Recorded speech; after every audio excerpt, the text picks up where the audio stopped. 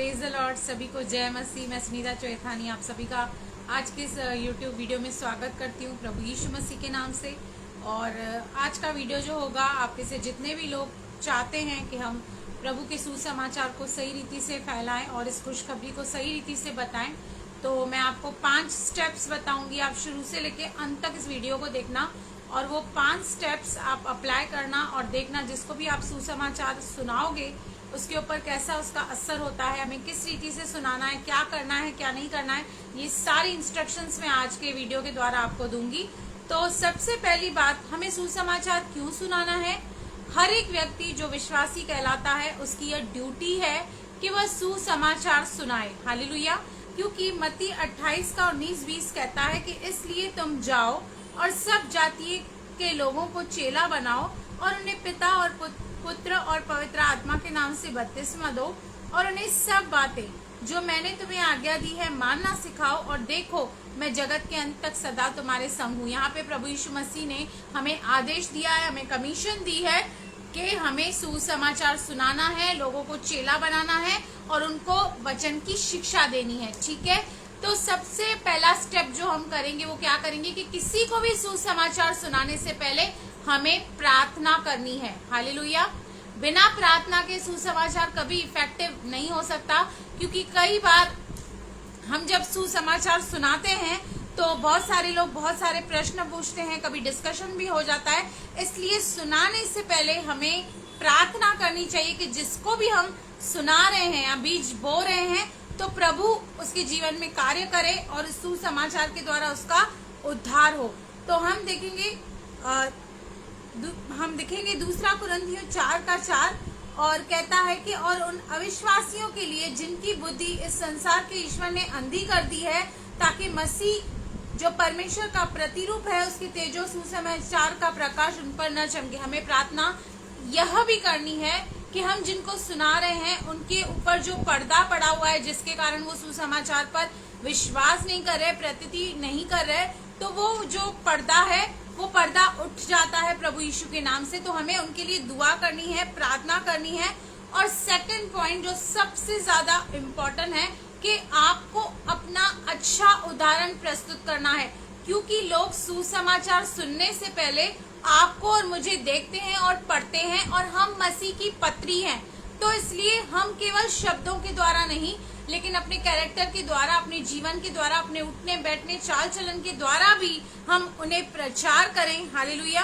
क्योंकि लोग हमें देखते हैं, हमें ऑब्जर्व करते हैं कि हम क्या करते हैं, कैसे चलते हैं, हमारा चाल चलन कैसा है। तो एक अच्छा उदाहरण हम उनके सामने रखें, स्पेशली हम अपने परिवार के भी सामने, क्योंकि वचन कहता है कि तू विश्वास करेगा तो तेरा घराना उद्धार पाएगा। लेकिन अगर जो हमारे अंदर बदलाव नहीं है, हमारे अंदर चेंजेस नहीं है, और अगर जो हमारे अंदर बहुत सारी कमियां हैं और हम अगर मसीह में आकर इम्प्रूव नहीं हुए, तो हमारे घर वाले कभी भी इस बात की प्रतीति नहीं करेंगे, क्योंकि आप और मैं मसीह के राजदूत हैं, हम उसके रिप्रेजेंटेटिव्स हैं। तो क्या हमारे जीवन के द्वारा मसीह दिखता है। और तीसरी बात, जब हमें सुसमाचार बताना है तो हमें कोई शर्म नहीं करनी है। बहुत लोग शर्माते हैं, बहुत लोग लज्जाते हैं सोसाइटी के डर से, बहुत सारी बातों की वजह से, लेकिन हमें किसी भी बात से शर्म नहीं करनी है, लज्जाना नहीं है।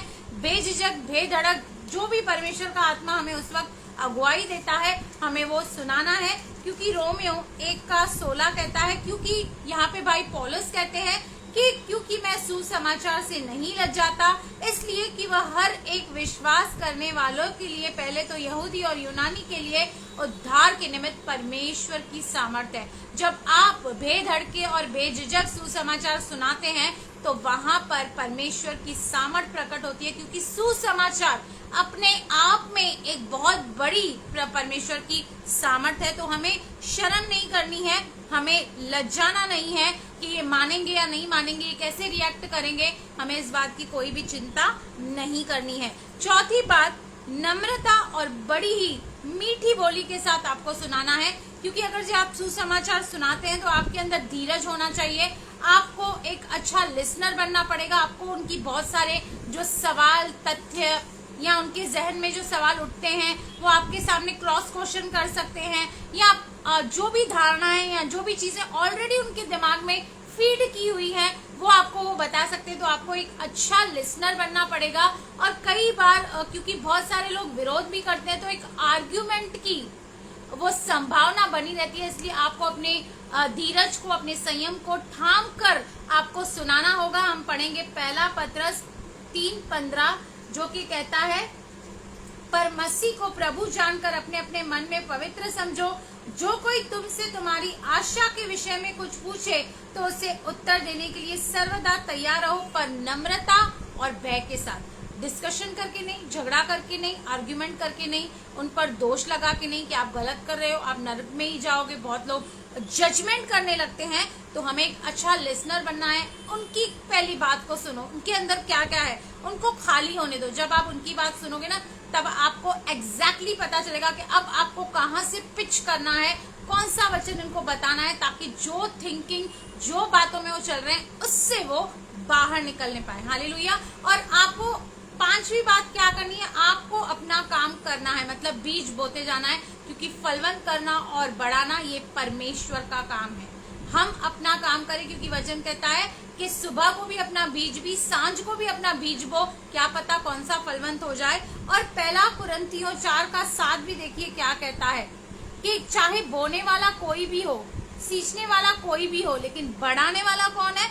बढ़ाने वाला परमेश्वर है। तो हमें इसलिए बीज बोते रहना है, गवाही बताते रहनी है परमेश्वर का वचन। ये नहीं सोचना है अरे ये तो विश्वास नहीं करेगा, इसके ऊपर मैं क्यों अपना टाइम स्पेंड करूं, क्यों उसको बताऊं। तो हमें ऐसे नहीं करना है। हम निकालेंगे पहला कुरिन्थियों 4:7, जो कि कहता है, हम निकालेंगे दूसरा कुरिन्थियों 4:7 और देखेंगे यहाँ पर कि हम जो भी बीज बोते हैं उसे परमेश्वर बढ़ाता है।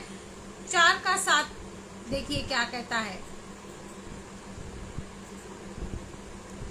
पहला कुरिन्थियों 4:7 निकालेंगे। यहाँ पर भाई पौलुस कहता है कि ना तो बढ़ाने वाला कुछ है, ना बोने वाला कुछ है, क्योंकि परमेश्वर ही है जो उसे आगे बढ़ाता है और उसे फलवंत करता है। तो हमें परमेश्वर के हाथों में उसको दे देना है कि परमेश्वर उसे बढ़ाए और जो हमने बोया है वो फलवंत करे।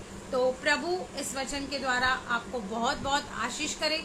इस वचन को शेयर कीजिए ताकि ज्यादा से ज्यादा लोग, हम निकालेंगे पहला कुरिन्थियों 3:7, जो कि कहता है, इसलिए न तो लगाने वाला कुछ है न सींचने वाला, परंतु परमेश्वर ही सब कुछ है जो बढ़ाने वाला है। तो हमें बीज बोते रहना है, परमेश्वर बढ़ाएगा। इस वीडियो को आप ज्यादा से ज्यादा लोगों तक शेयर कीजिए, ताकि जितने भी लोग कंफ्यूज रहते हैं कि हम कैसे सुसमाचार बताएं, क्या करें, तो इन 5 स्टेप्स को फॉलो कीजिए। फिर से बताती हूँ, हमें प्रार्थना करनी है। किसी को भी सुसमाचार बताने से पहले प्रार्थना करनी है, अपना एक अच्छा उदाहरण, अपने आप को एक अच्छा रोल मॉडल करके रखना है। उसके बाद हमें शर्म नहीं करनी है और नम्रता और बड़े भय के साथ हमें उन्हें उत्तर देने हैं। और तीसरा, परमेश्वर को अपना काम करने देना है, 5वीं बात। तो ये 5 बातें मैंने आपके सामने रखी। प्रभु आपको आशीष करे, आपकी फैमिली को ब्लेस करे। आमेन, आमेन।